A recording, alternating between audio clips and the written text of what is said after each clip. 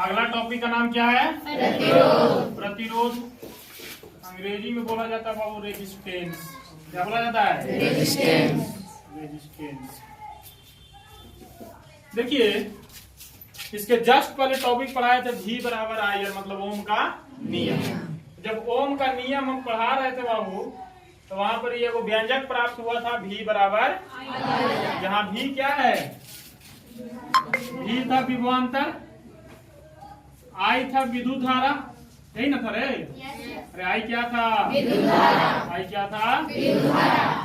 R को हम बताए थे कि R होता है प्रतिरोध। जब समानुपाती हटा था तो वहां पे आया था R। अब देखिए प्रतिरोध क्या? प्रतिरोध, प्रतिरोध का मतलब होता है बाबू बाधा डालना, रुकावट डालना। मतलब यदि हम कहीं जा रहे हैं, कोई हमको रोक रहा है तो हमारे लिए प्रतिरोध का काम कर रहा है। या यदि हम फोर व्हीलर से जा रहे हैं, किसी गाड़ी से जा रहे हैं, सामने से कोई गाड़ी आया और टकरा गया, तो टकराया तो हमारा गति में कमी होगा कि नहीं होगा? अरे होगा कि कमी नहीं होगा? होगा। मतलब हमारे लिए वो प्रतिरोध का काम किया कि नहीं किया?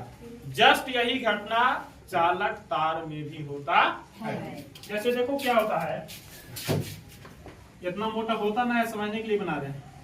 मान लेते ही चालक तार है, कैसन इलेक्ट्रॉन बहता है विद्युत धारा में? बताओ जल्दी। अरे कौन इलेक्ट्रॉन? मुक्त इलेक्ट्रॉन बहता है। और बहुत सारे परमाणु होते हैं। अब जैसे ही इसको हम बैटरी से जोड़ते हैं बाबू, जैसे ही बैटरी से जोड़ें तो विभव में अंतर प्राप्त हुआ। ये माइनस है, ये प्लस है, इसको खींचेगा। अरे खींचेगा? बोलो खींचेगा?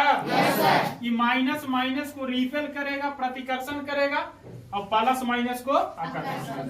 प्लस खींचेगा इलेक्ट्रॉन को, निगेटिव भगाएगा, मतलब ये एक प्रकार कैसे घूमे जाएगा। अब इलेक्ट्रॉन का प्रवाह मतलब विद्युत धारा का। लेकिन होता क्या है कि जैसे ही फिर इलेक्ट्रॉन बहता है तो इसमें जो परमाणु जेकरा में से निकलता है वो आगे टकरा जाता है कहीं पे। जैसे यदि क्लासरूम है, क्लासरूम में सर नहीं है, सब लेकिन कोई उन्हें बैठल है, कोई बेंच पे, कोई उन्हें सुतल है, कोई उन्हें बैठल है। जैसे सर आए सब लड़ा के उन्हें जाता है, बैठता है, अपना अपना जगह धरता है, जिसके कारण एक दूसरे में टक्कर होने की संभावना रहता है कि नहीं रहता?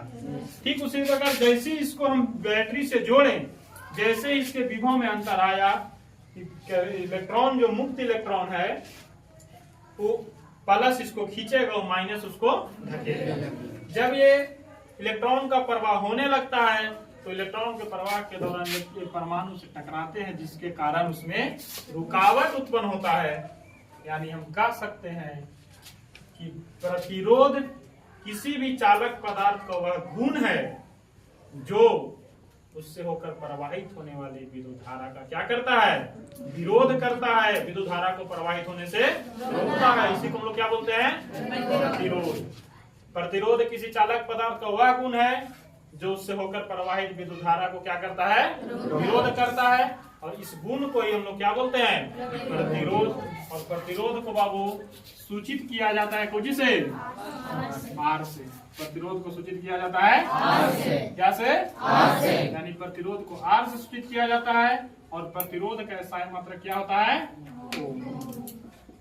देखिए पिछला टॉपिक में बताए थे V बराबर आई आर। क्या बताए थे? V बराबर आई ने गुना में नहीं आएगा तो V बटा आई बराबर आर होगा। यानी हम लिख सकते हैं R बराबर V बटा आई। लिख सकते हैं जब R बराबर V बटा आई लिख सकते हैं। और V है विभवांतर। विभवांतर का एसआई मात्रक, विभवांतर का एसआई मात्रक होता है वोल्ट। और करंट का एसआई मात्रक, विद्युत धारा का एसआई मात्रक एम्पियर। यानी R का एसआई मात्रक हम बोल सकते हैं वोल्ट प्रति एम्पियर। और जो जॉर्ज साइमन ओम अभी हम पढ़ाए थे उन्हीं के सम्मान में प्रतिरोध का एसआई मात्रक क्या बोला जाता है? ओम बोला जाता है। यानी R बराबर V बटा आई। R का एसआई मात्रक, V का एसआई मात्रक वोल्ट, I का एसआई मात्रक एम्पियर। यानी R का एसआई मात्रक हो जाएगा वोल्ट प्रति एम्पियर।